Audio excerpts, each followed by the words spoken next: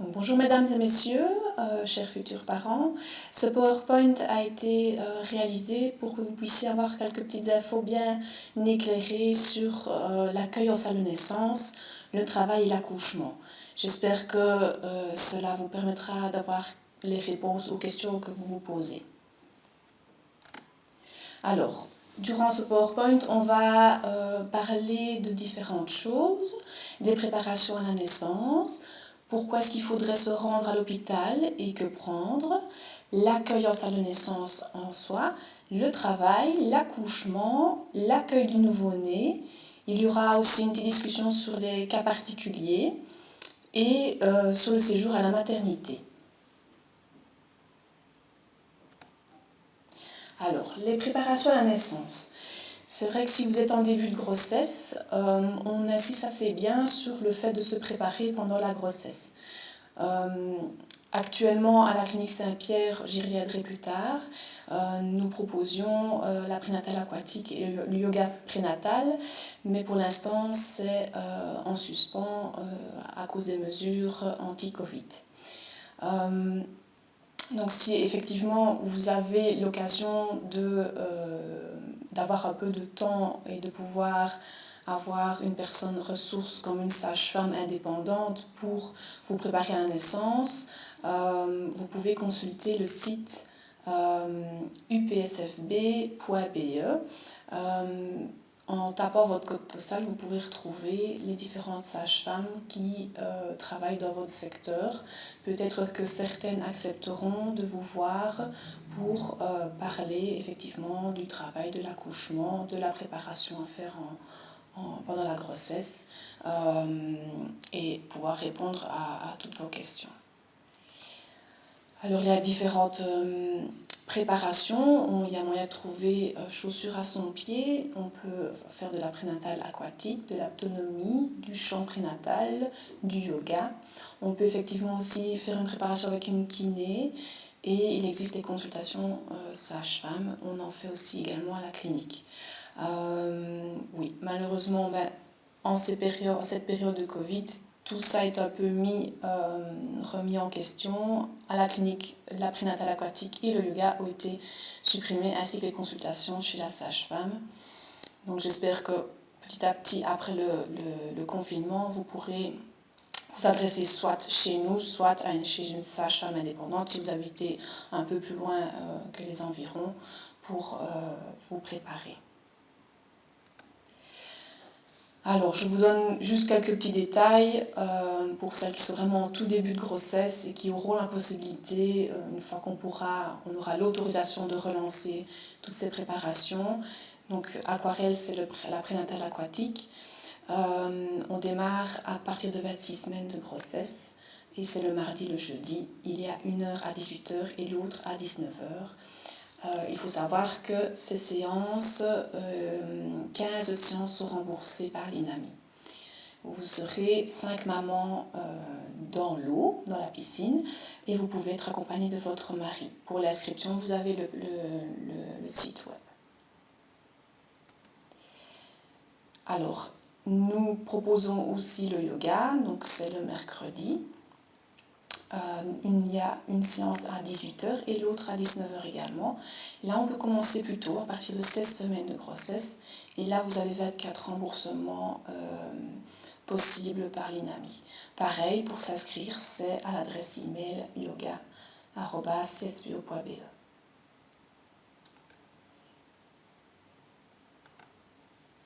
Alors, les consultations chez la sage-femme, on peut le faire dès le début de la grossesse.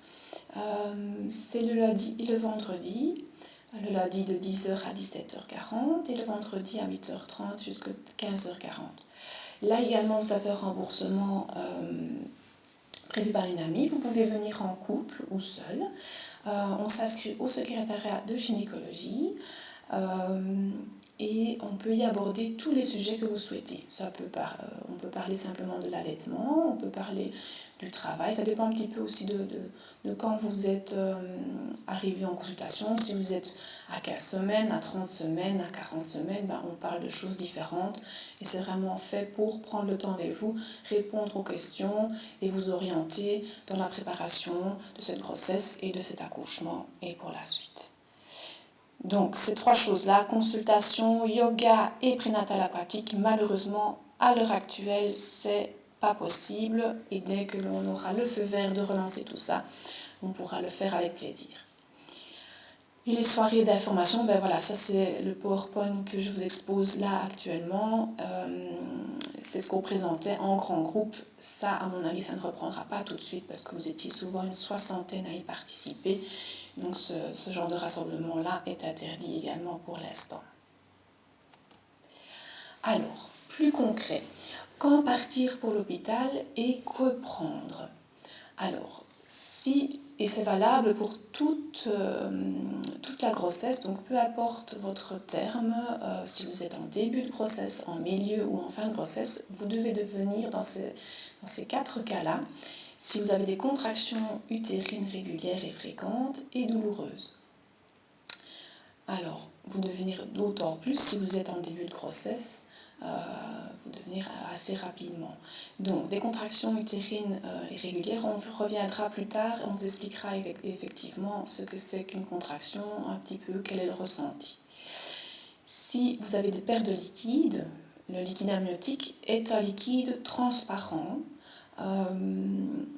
qui a une petite odeur particulière et parfois, ça peut être confondu avec soit des pertes vaginales ou des pertes d'urine. La grossesse peut favoriser parfois ces petites choses-là. Dans tous les cas, s'il y a le moindre doute, il faut toujours venir se présenter en salle de naissance et on fera différents tests pour s'assurer que c'est bien du liquide amniotique ou pas.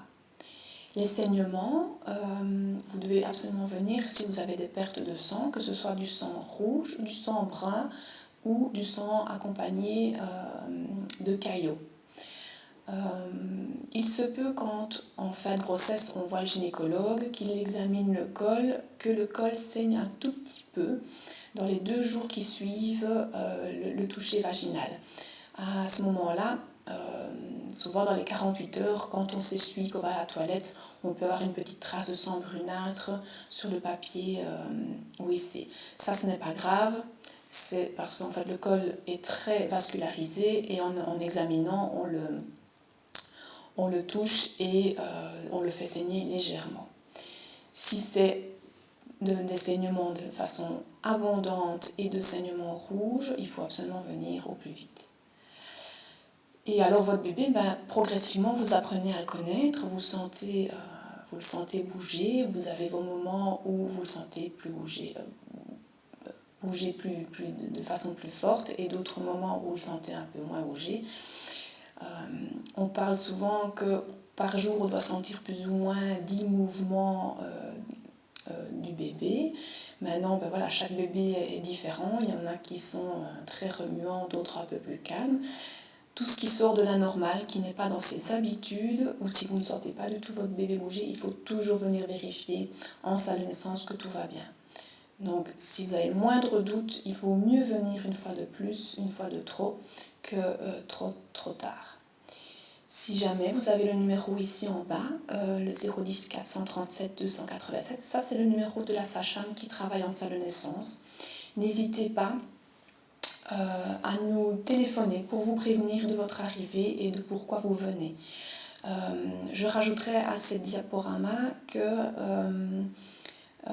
si vous présentez des syndromes, des signes de Covid, donc si vous avez de la température accompagnée de maux de tête, de difficultés respiratoires, de perte d'odorat et de goût, vous devez, et que vous êtes vraiment dans un état général qui n'est pas évident, vous pouvez vous présenter au niveau de l'accueil pour les patients en suspicion de Covid. N'hésitez pas à nous téléphoner, on vous dirigera, on vous dira selon pourquoi vous venez, si c'est pour des contractions, si c'est pour des pertes de liquide ou si c'est pour une suspicion de Covid. On vous expliquera où vous devez vous présenter et en même temps, nous, on peut un petit peu regarder votre dossier pour voir un petit peu comment s'est passé votre grossesse. Alors, qu'est-ce que vous devez prendre si vous avez l'impression qu'effectivement, c'est le jour J, bébé va se pointer le petit bout de son nez. Vous devez prendre votre valise. Normalement, vous avez reçu en début de grossesse un petit carnet de la mère avec plein de fascicules dedans. Dans un des fascicules, vous avez le fascicule pour la préparation de la valise pour venir à la maternité. Donc ça, vous pouvez la préparer à partir de 35 semaines de grossesse par exemple, et vous mettez ce que vous avez besoin dans votre valise. Si vous êtes déjà venu ou que vous en avez déjà, vous avez peut-être déjà reçu des sangles de monitoring. Ça, vous les prenez toujours avec vous. Le plus facile, c'est de les avoir dans votre sac à main. Comme ça, vous avez chaque fois vos sangles avec vous et on ne doit pas vous en refacturer une deuxième paire. Prenez bien votre carte d'identité, évidemment, votre carte d'assurance si vous en avez une. Et si vous êtes une patiente d'un gynécologue externe et que vous êtes en fin de grossesse, celui-ci vous donnera votre dossier. Il est important de le prendre avec si vous le possédez. Alors les gynécologues externes, je vais les citer, j'espère ne pas en oublier un. Nous avons Dr Boulet, Dr Givron, Dr de Pelsener, Dr Flao, Dr Lepiès, et normalement je n'ai oublié personne. Donc tous ces médecins vous donneront en fin de grossesse votre dossier médical et c'est important pour nous de l'avoir quand vous arrivez pour accoucher, pour avoir toutes les informations nécessaires pour votre prise en charge. Alors, à l'entrée en salle de naissance, la sage-femme, c'est la sage-femme qui vous reçoit. On va vous demander un petit peu comment s'est passée votre grossesse. On va vous questionner un petit peu sur s'il y a des petites choses particulières. On peut éventuellement vous demander de faire une tigette urinaire pour voir si tout va bien. On fera un monitoring, évidemment, pour écouter bébé et voir un petit peu si vous avez des contractions et à quelle fréquence elles sont. On regardera votre col, voir si le col se modifie ou pas. On prend évidemment les paramètres, tension, température et pulsation. Et si effectivement on pense bien que vous êtes en début de travail, on vous mettra une perfusion. Alors pour les dames qui souhaitent accoucher sans péridurale, on place un cathéter au bout duquel on va mettre un petit bouchon, donc vous ne serez pas relié à une perfusion et pas obligé de vous promener et de vous déplacer avec le pied à perfusion. Vous serez plus libre de vos mouvements, mais par contre le cathéter est obligatoire. Alors, ici, je vais un petit peu modifier ce qui est écrit. Une seule personne peut accompagner la maman, et bien évidemment, ça va être dans ces temps-ci de confinement, ça va être le papa. On vous demandera de prendre vos dispositions pour éviter que monsieur doit faire 36 allers-retours entre l'extérieur et le service de salle de naissance ou de la maternité, pour éviter vraiment d'être en contact avec ce virus. On essaye d'avoir la salle de naissance et la maternité, c'est un service propre et on essaye de rester dans cette optique-là. Et donc quand je dis prendre vos dispositions, c'est-à-dire que monsieur devra aussi prendre sa valise pour rester, s'il le souhaite évidemment, près de vous et avoir tout nécessaire pour le séjour à la maternité. Alors, évidemment, pour le moment, on n'accepte plus que quelqu'un d'autre accompagne en plus. On accordait une sage-femme ou une kiné avec qui vous aviez fait une préparation de venir en plus assister à l'accouchement. Ici, on est vraiment en restriction et donc seul le papa peut venir en salle de naissance. Alors une petite photo pour vous montrer à quoi ressemble l'entrée en salle de naissance. Donc c'est une petite porte fermée. Et avec la petite flèche, le petit pointeur, vous pouvez sonner ici. Et ma collègue qui sera au bout de la sonnette va vous ouvrir les portes. Nous avons alors le couloir principal. Alors le bureau des sages-femmes se trouve là. Et alors nous avons chaque fois de part et d'autre 6 salles d'accouchement. Voici à quoi ressemble une salle d'accouchement. Donc tout se passe dans la salle. Donc on a un lit qui se transforme en table d'accouchement. On a le fauteuil pour le papa, le petit chariot pour le matériel de la sage-femme et le petit coin bébé où on habillera le bébé après la naissance une fois qu'il a fait son pot à pot. Donc il y a aussi beaucoup de matériel, tout simplement un monitoring, un tensiomètre pour prendre votre tension et la pompe, voilà, c'est si jamais on doit administrer un petit peu d'ocytocine ou d'autres choses. Alors une autre vue du petit coin bébé, on a éventuellement une petite baignoire, mais on ne baigne pas les bébés après la naissance. Une autre vue.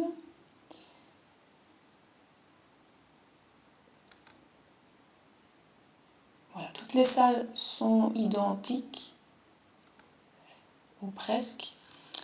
Nous avons la porte d'entrée et je pense que... Oui, non. À gauche de la porte d'entrée, il y avait le coin, vous avez une toilette dans chaque salle. Ici, c'est le bureau de l'assistant de gynécologie. Si vous venez, imaginons, début de grossesse pour des soucis ou pour en fin de grossesse, un contrôle de monitoring post-terme, donc après 40 semaines, vous serez reçu par l'assistante ici pour faire une éventuelle échographie et s'assurer que tout va bien. Notre petite salle de monitoring, on accueille en général les urgences. Donc voilà, imaginons que vous avez un petit souci pour la grossesse. On peut faire dans ce local un monitoring et faire tout le contrôle nécessaire pour votre prise en charge. Alors, on va parler un petit peu du travail. Et on va commencer par les contractions. En fait, je vous explique en gros, on y revient en plus en détail.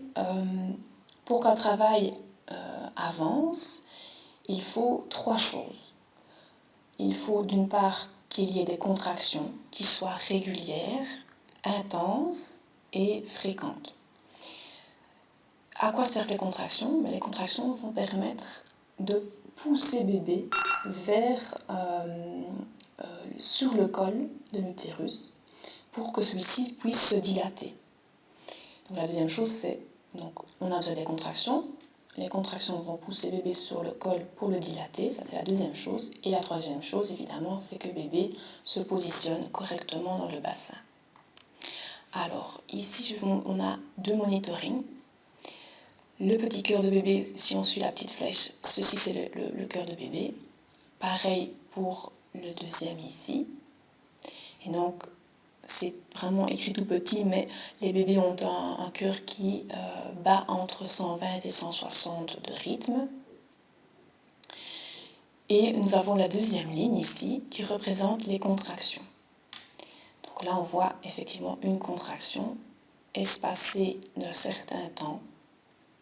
Et puis une deuxième.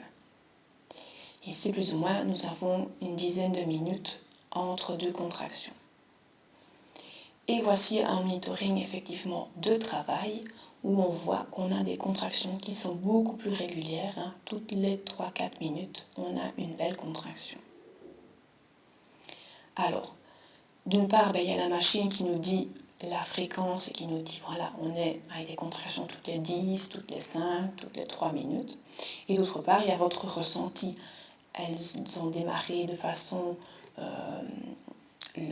lente, elles étaient ressenties gênantes, maintenant ça devient douloureux et progressivement ça augmente en intensité. Les contractions sont ressenties dans le bas du ventre, un peu comme des règles. et peuvent au fur et à mesure être sentis aussi dans le bas du dos. Certaines mamans ressentent fort dans le bas du dos et un peu moins dans le ventre. Ça, chaque personne est un peu différente. Donc en début de travail, c'est ressenti vraiment comme des grosses règles. C'est espacé, ça nous gêne, ça va nous empêcher de dormir, mais voilà, on sait quand même bouger, on sait respirer, on sait parler. Progressivement, l'intensité est plus importante, elles sont de plus en plus fréquentes, et voilà, on est obligé de s'arrêter si on marche, on doit souffler, et de plus en plus c'est plus douloureux. La durée, voilà, il y a en général une contraction de travail dure entre 1 minute et 1 minute et demie.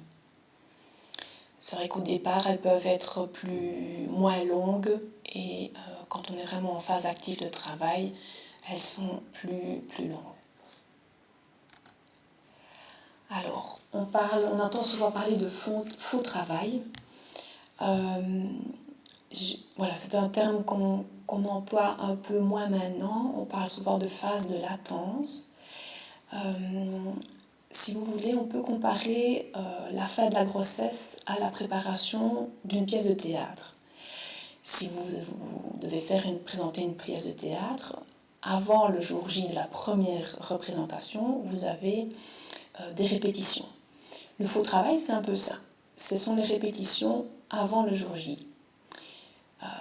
Et donc, en fait, ça prépare le col, ça prépare l'utérus à être vraiment bien opérationnel le jour de l'accouchement. Ça peut être franchement ressenti comme très gênant. Donc, parfois, les mamans arrivent, elles pensent vraiment qu'elles vont accoucher ce jour-là parce que c'est douloureux, c'est quand même assez fréquent, mais le col ne bouge pas, ne se modifie pas. Ce que vous pouvez faire, si vous n'êtes pas sûr que vous êtes en début de travail, vous pouvez, si vous avez la possibilité, prendre un bain chaud. Pas trop chaud non plus, mais un bain agréable.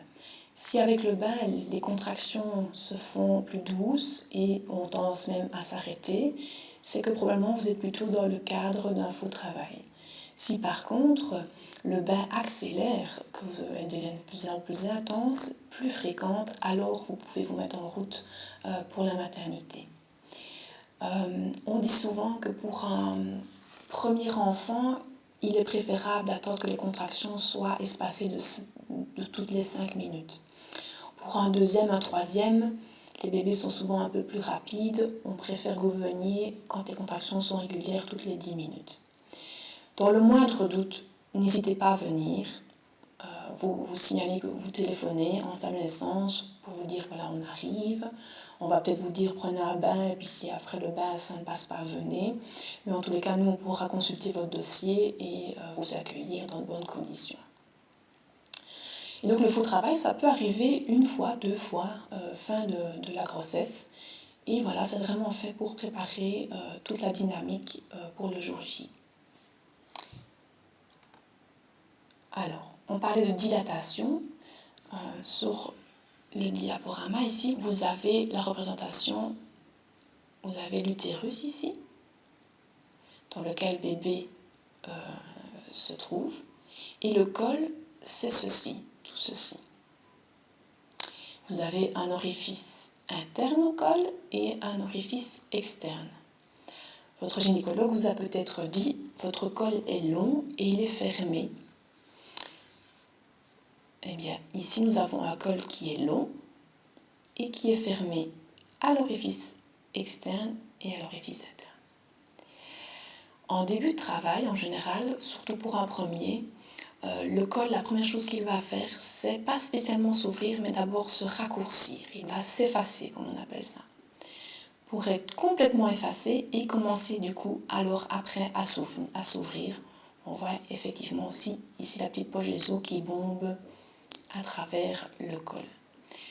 Ici, on a une image, voilà, quand une sage-femme vous examine. Ici, on est déjà avec une dilatation déjà bien avancée, à vue d'œil, je dirais 7 cm.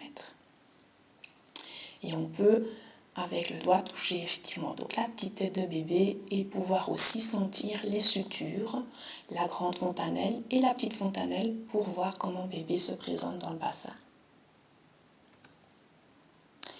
Comment peut-on effectivement favoriser un travail harmonieux pour que ça se passe vraiment le mieux possible pour tout le monde? Eh bien, si on regarde une femme qui est en travail et qui est sans péridurale, elle ne va pas rester immobile et stoïque.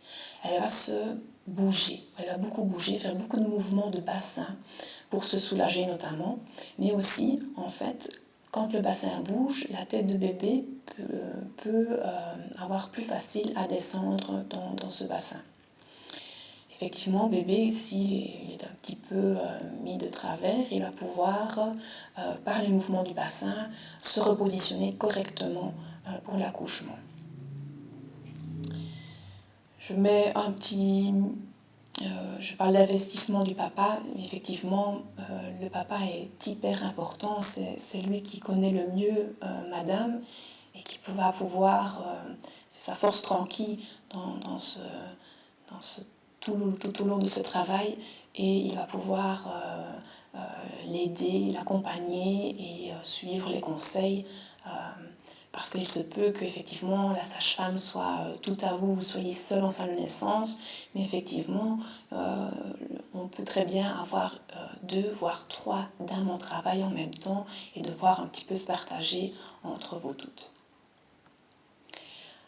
Alors, ici je montre des positions que l'on peut adopter si l'on est sans péridurale, mais celle-ci peut aussi effectivement convenir même avec une péridurale. Vous remarquerez qu'on a un ballon, on en a un dans chaque salle, donc vous ne devez pas venir avec votre ballon, on en a un dans chaque salle. Et on a une petite galette qu'on vous montrera en photo tout à l'heure, qui améliore le confort de la maman, mais qui permet aussi au coccyx et au bassin de faire des mouvements plus importants.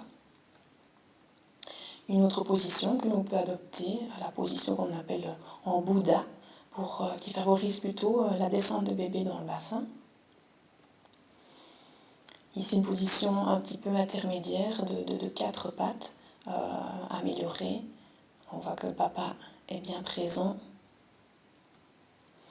Une autre position encore pour étirer le dos, étirer le bassin. Une autre position que l'on peut faire même si on a une péridurale également.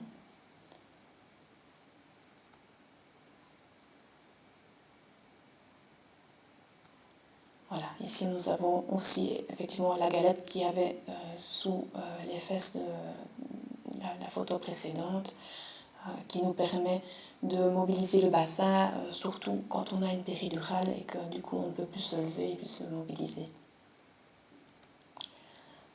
Alors, dans nos salles de naissance, on a une salle de bain qui est à votre disposition, mais on a également dans une des salles, cette salle est plus grande que les autres, une baignoire qui est vraiment dans la salle.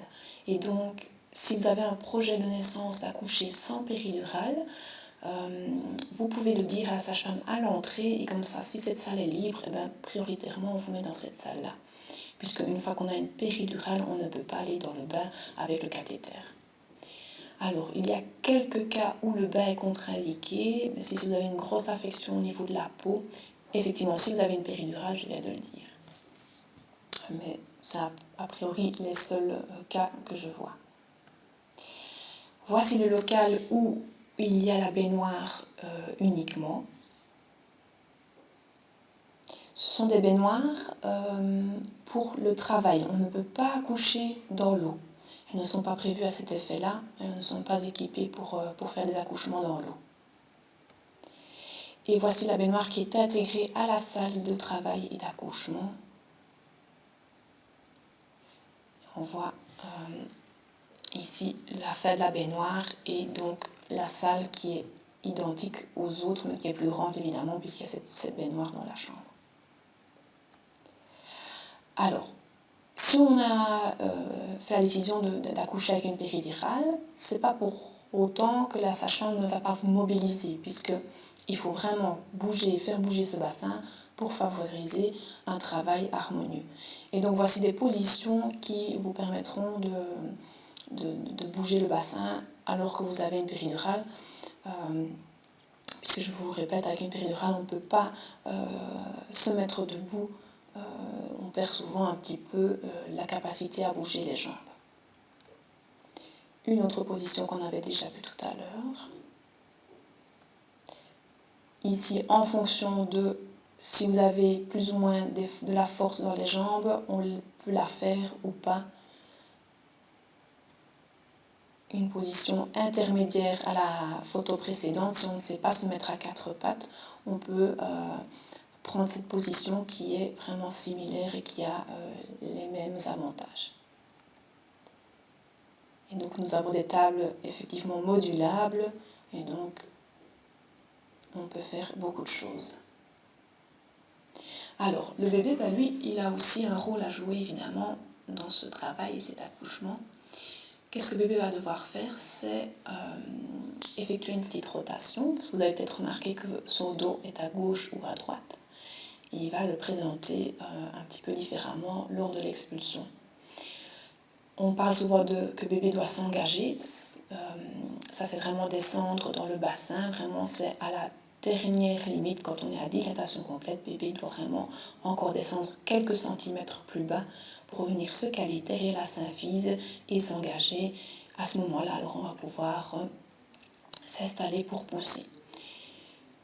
Quand on est entre 8 et 10 cm, donc 10 cm c'est dilatation complète, ce sont des moments parfois qui sont ressentis de façon plus intense. Même parfois quand on a une péridurale, on peut sentir quand même bébé qui pousse vers le bas. C'est vraiment cette sensation de pousser à chaque contraction, ce qui est tout à fait normal. Ce n'est pas douloureux, mais si on a une péridurale, mais ça peut être gênant. La péridurale vise à vous soulager. Maintenant, ce n'est pas un produit miracle où on ne sent rien du tout. On a quand même des sensations. Si vous êtes sans péridurale, effectivement, entre 8 et 10 cm, tenez bon. Plus mal vous n'aurez pas et c'est le moment le plus difficile. Une fois que vous êtes sur réalisation complète, vous pourrez pousser, ça vous soulagera grandement. Alors, pour l'accouchement, on s'installe au dernier moment. On attend vraiment que ce bébé soit vraiment bas, juste derrière le périnée, pour appeler le gynécologue et son assistant. L'accouchement, surtout pour un premier, ça prend du temps. Pour un deuxième, un troisième, ça peut aller vite, mais pas de panique. Voilà, on prend son temps. Pour les mamans qui n'ont jamais accouché, on ne doit pas pousser de façon impeccable dès la première poussée. On va vous guider, la sage-femme et le gynécologue vont vous guider pour que les poussées soient efficaces. Alors, il y a plusieurs positions possibles. Je vous montrerai une photo de tout à l'heure, la position classique sur le dos en position gynécologique avec les jambes dans les jambières. Si votre désir est d'accoucher, imaginons sur le côté ou à quatre pattes, c'est possible, mais il faut en discuter avec votre gynécologue, qu'il soit au courant, évidemment, que vous avez ce désir-là. Alors, l'épisiotomie. L'épisiotomie, c'est une incision que l'on pratique au niveau du périnée, uniquement lorsque c'est nécessaire. Donc, on la pratique dans deux cas bien précis. Si on voit que le périnée qui est distendu risque de se déchirer de façon profonde et grave, on préfère parfois faire l'épisiotomie pour éviter une trop grande déchirure. Et dans l'autre cas où on doit instrumenter, malheureusement avec un forceps, là on pratiquera une épisiotomie parce que la tête de bébé plus le forceps, évidemment, ça risque de déchirer de façon plus importante. Et puis, on a la délivrance. Ça, je vais vous montrer. La délivrance, c'est vraiment la dernière chose de l'accouchement. C'est le placenta qui sort après le bébé et on appelle ça la délivrance. Donc, voici la position gynécologique classique que l'on adopte le plus fréquemment possible. Maintenant, tout est possible. On peut accoucher de cette façon sur le côté si vous le désirez. C'est à discuter avec votre gynécologue. Il n'y a pas de souci. Je vous avais mis quelques petites photos pour que vous voyez un petit peu l'avancement. Première image ici, nous sommes à dilatation complète, on ne voit plus le col. On a directement ici le périnée et quand on examine, on tombe directement sur la petite tête de bébé. Bébé est venu se caler derrière ici la symphyse, il est engagé, on va pouvoir s'installer pour accoucher. Et lors des poussées, on voit ce bébé qui progressivement progresse vers la sortie pour passer sa première petite tête en premier lieu. Et puis, une fois que la tête est sortie, je pense que j'ai des photos après pour les épaules. Je voulais vous montrer ceci, c'est une variante. Donc, la plupart des bébés, quand ils naissent, vous avez le coccyx de madame ici, et ils naissent en regardant le sol, on va dire. Mais certains bébés présentent une autre position. Au lieu de regarder le coccyx de leur maman et le sol en sortant, ils regardent le ventre de maman et le plafond évidemment. Cette position-ci est tout à fait faisable, on peut accoucher dans cette position-ci, mais c'est plus long au niveau de l'expulsion. Et donc c'est vrai que quand on repère, imaginons vers 7 cm que bébé est dans cette position-là, on va adopter certaines positions pour essayer que bébé se retourne dans la position la plus classique pour l'accouchement et que l'expulsion se fasse plus facilement. Alors une fois que la tête est sortie, on a les épaules qui sortent. Une fois que les épaules sont sorties, le reste du corps passe vraiment comme une lettre à la poste. C'est vraiment la tête et les épaules qui sont finalement les plus grands diamètres à passer. On voit ici, on a le bébé relié toujours à son cordon et le placenta qui est toujours accroché à l'utérus. La délivrance, c'est le moment où voilà, bébé est né, on a clampé le cordon et le placenta se décolle du fond utérin et s'extériorise. Alors, quand bébé est né, on le met directement en peau à peau sur sa maman. Pour lui permettre, si vous désirez le nourrir au sein, de chercher tout doucement le mamelon et de faire sa première tétée. Et si vous ne désirez pas nourrir au sein et que vous voulez un biberon allaiter, oui, nourrir au biberon, on peut lui donner soit son premier biberon, soit lui proposer une tétée d'accueil. Donc c'est une seule et unique tétée en salle de naissance. Et puis après, on lui donne les biberons. Ça, c'est votre choix. C'est vous qui voyez ce que vous désirez faire. Vous restez en général 2 heures en salle de naissance. Pourquoi 2 heures? Mais pour favoriser le premier contact du pot à pot, la première tétée ou le premier biberon.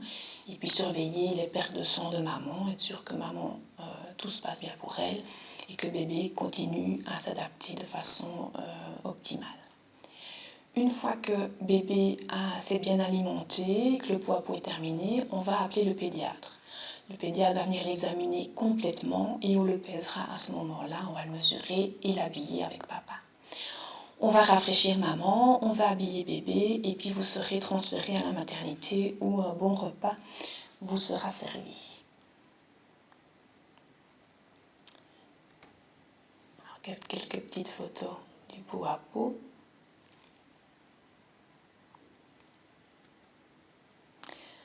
Alors, je voulais rajouter, avant de passer à cette dia 6, voilà, si jamais vous aviez présenté des symptômes de coronavirus et que vous étiez effectivement testé positive, l'allaitement est bien sûr conseillé. La seule chose, c'est que le pot à pot, par contre, lui, est déconseillé. Donc, on verra à ce que d'être le moins possible en contact, sauf évidemment pour les tétés, pour vraiment essayer de limiter la propagation de ce virus à votre bébé. Tout ça est expliqué en temps voulu, mais n'ayez crainte, la prise en charge est tout aussi de bonne qualité et nous sommes là pour vous aider à faire vos premiers jours et vos premiers pas avec vos petits bouts de chou. Alors, quelques cas particuliers, on va parler du forceps et de la ventouse. Le forceps est utilisé en dernier recours. Le forceps, si vous ne voyez pas ce que c'est, on pourrait comparer ça à 2 grandes cuillères que l'on place de part et d'autre de la tête de bébé pour effectuer une traction sur celle-ci. C'est utilisé uniquement si les poussées à l'expulsion ne sont pas efficaces, que la maman est épuisée, ou si bébé est un peu mal positionné, on peut parfois recorriger cette position et pouvoir aider à l'expulsion plus facilement. Parfois, quand on voit que l'enfant est en épuisement également, qu'on voit que le monitoring devient moins bon, on peut parfois mettre un forceps pour que le temps d'expulsion soit réduit.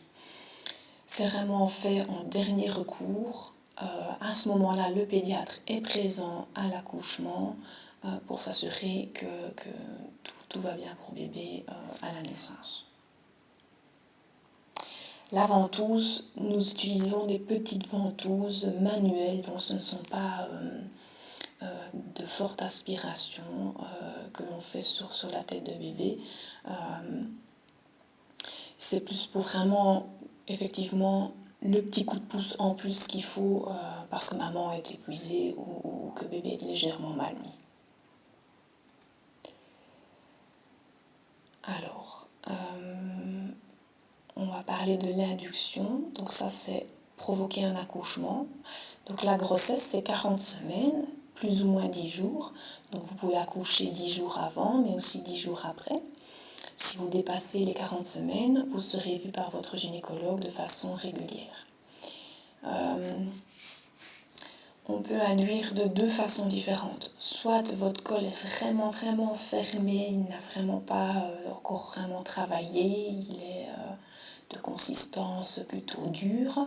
On va maturer le col. Là, vous venez la veille au soir et durant toute la nuit, on va soit mettre un petit comprimé en vaginal près du col pour l'aider à se maturer. Nous avons donc soit des petits comprimés, soit le Propes qui est un autre produit similaire, et soit aussi le ballonnet qui est un petit ballon que l'on introduit dans le col et que l'on gonfle pour le faire dilater, ça de façon mécanique. Le gynécologue prendra effectivement la solution qui est la mieux pour vous et dans votre situation. Soit votre col est prêt, il a déjà une petite ouverture, il s'est déjà effacé, mais bébé n'a vraiment pas l'air de vouloir se décider. Et là, on va induire le travail par une perfusion de syntocinon, d'ocytocine. Et là, alors là, vous venez le matin et on vous place cette perfusion que l'on augmentera petit à petit. Lorsqu'on provoque le travail, quand les contractions sont bien lancées, que la dilatation progresse un petit peu, on est souvent amené à rompre la poche des os pour favoriser la descente de bébé vers ce col et qu'il puisse pousser sur le col de l'utérus. La césarienne. Il y a 2 types de césarienne. Effectivement, la césarienne qui est programmée. Donc chez une maman chez qui on a déjà constaté que le bassin était par exemple trop petit, que pour laisser passer le bébé, cette césarienne est programmée. Vous arrivez la veille de la césarienne et vous êtes du coup opéré le matin de bonne heure, en général 8h moins quart ou 9h moins quart. J'ai mis en parenthèse papa présent. Malheureusement, pour le moment, en période de Covid, le papa ne peut pas descendre en salle de césarienne. J'en suis désolée, mais c'est vraiment des mesures pour éviter tout risque de contamination. Et nous avons la césarienne imprévue en urgence. Alors, imprévue, c'est pas forcément en urgence à chaque fois. Ça peut être un travail qui a démarré de façon naturelle, mais qui ne progresse pas. On reste bloqué, par exemple, à 5 cm de dilatation et rien n'y fait, malgré tout ce qu'on a pu essayer, ça ne progresse pas. Alors on va se diriger à un moment donné, pour ne pas épuiser la mère ni l'enfant, vers une césarienne qui se passera calmement. Le papa est toujours pas présent, comme pour la césarienne programmée. Il y a également malheureusement la césarienne vraiment imprévue et en urgence, où là on a un monitoring qui montre que bébé est en souffrance. Alors le bébé, voilà, on a le monitoring qui nous dit effectivement il est en souffrance. Les bébés sont prévus pour ça. Maintenant, ils ont chacun des réserves qui leur sont propres. Et il ne sait pas nous dire effectivement ce petit bébé où il en est dans ses réserves. Et donc, par principe, quand on voit qu'il y a une souffrance fœtale, on va aller au plus vite. Et donc, c'est vrai que souvent, c'est un peu traumatisant effectivement pour les gens de vivre cela, parce qu'on va vraiment aller très très très très vite pour aller faire la césarienne le plus vite possible et sortir ce bébé pour qu'il souffre le moins possible, puisque lui ne sait pas nous dire si pour lui dans une demi-heure ça va toujours, ou s'il faut sortir dans les 10 minutes. Et là effectivement papa ne sera pas présent non plus.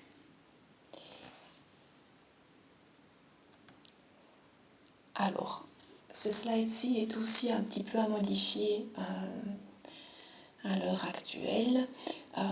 Habituellement, les dames qui accouchaient par voie basse restaient 3 jours et vous étiez suivis jour 4 et jour 5 à la maison par une sage-femme. C'est nous qui organisons tout. Le jour 0, c'est le jour de l'accouchement. Donc jour 1, vous êtes à l'hôpital, jour 2 aussi, et jour 3, vous rentrez chez vous. À l'heure actuelle, pour vous éviter d'être contaminé, parce que l'hôpital, voilà, ça reste un lieu peu sûr pour l'instant, on essaye que vous rentrez un jour plus tôt, donc jour 2. Mais du coup, vous êtes suivi 3 jours à domicile.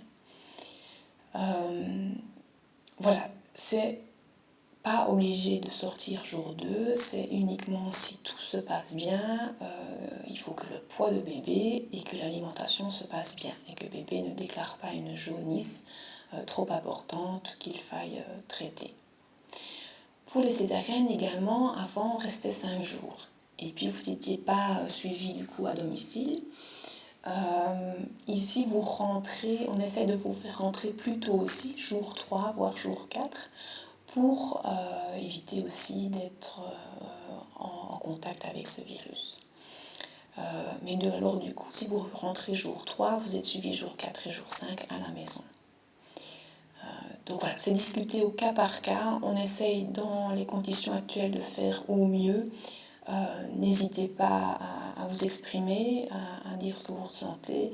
On ne vous met effectivement pas dehors, hein. C'est vraiment pour vous préserver de ce virus. Alors les visites, voilà, ce slide-là ne s'applique pas. Il n'y a pas de visite à l'heure actuelle. C'est de nouveau aussi une mesure que l'on prend pour la prévention contre le Covid. Donc seul papa peut rester à la maternité avec maman, avec le moins de déplacements possible pour le papa. Donc prévoyez une valise pour papa. Si vous avez besoin d'être ravitaillé, la famille peut déposer à l'accueil, à l'entrée, une petite valise que l'on montrera à la maternité. Maintenant, en général, quand on reste 2-3 jours, on a suffisamment de choses dans la valise que pour tenir. Et alors je voulais aussi dire, si c'est votre 2e, 3e ou 4e enfant ou plus, les aînés ne peuvent pas venir voir l'enfant nouveau-né à la maternité. Donc c'est vraiment que papa. Voici une photo du couloir de la maternité. Une photo d'une chambre. Donc vous avez le lit de la maman, le petit berceau. Ici, on va voir après, vous avez le petit coin bébé. Voilà, ici vous avez le coin bébé pour le bain, le change, de quoi vous lavez bien les mains, important pour l'instant. La salle de bain qui vous est propre en chambre privée, avec une douche et la toilette évidemment. Voici une chambre à 2 lits. Et donc vous avez de part et d'autre un lit de chaque côté et un coin bébé avec un côté pour l'une maman et l'autre côté pour l'autre maman, une baignoire commune pour bébé. Donc un côté de la chambre commune et encore voici quelques photos du coin bébé, donc un côté pour une, un côté pour l'autre avec les armoires de rangement. Dans cette période de confinement, de Covid, on essaie de vous mettre, si vous avez opté le choix pour une chambre à 2 lits, on essaie de vous mettre seul dans une chambre pour éviter que vous soyez en contact avec quelqu'un d'autre, évidemment, il faut rester logique. Maintenant, voilà, parfois le service est complètement rempli, on n'a pas possibilité effectivement de le faire, mais dans la mesure du possible, on essaye de faire comme ça. Nous avons également l'unité Koala. Qu'est-ce que l'unité Koala? C'est une unité spéciale où la mère et l'enfant sont en chambre pour des bébés qui sont plus fragiles, qui naissent soit entre 35 et 37 semaines. Un bébé qui est de petit poids, donc inférieur à 2,5 kg, ou un bébé qui aurait eu une naissance, un bébé à terme, mais qui aurait eu une naissance difficile, avec une adaptation plus difficile. Ce sont des chambres vraiment à l'identique de la maternité. Je vous montre le couloir. Au fond, ici, vous avez le centre néonatal, qui est vraiment prévu pour les vraiment tout petits loulous. Et les chambres Koala qui sont vraiment dans le prolongement de la maternité, mais entre la maternité et le centre néonatal. Et donc voici une chambre Koala. Vous avez le lit comme à la maternité, le berceau, mais qu'est-ce qu'il y a en plus? Vous avez le coin bébé, vraiment à l'identique, juste des couleurs qui changent, qui sont un peu différentes. Mais nous avons le petit monitoring. Et donc, les bébés qui sont entre 35 et 37 semaines, on leur mettra un petit monitoring, donc des petites électrodes que l'on colle sur le thorax pour capter la fréquence cardiaque, la fréquence respiratoire et la saturation en oxygène dans le sang, puisque c'est des bébés qui peuvent qui doivent être surveillés un peu plus à ce niveau-là. Et donc voilà, c'est simplement une chambre comme la maternité, mais avec des bébés plus fragiles et qui nécessitent donc du coup une surveillance un peu plus étroite sans devoir aller forcément en centre néonatal. Et donc voilà, vous n'êtes pas séparés de votre bébé, vous êtes tous les deux en chambre. Et voilà, je vous remercie d'avoir écouté cette petite vidéo. J'espère que tout va bien pour vous. Restez bien confinés, faites attention à vous, prenez soin de vous et j'espère vous revoir bientôt pour rencontrer ce petit bébé. Je vous remercie et à bientôt. Au revoir.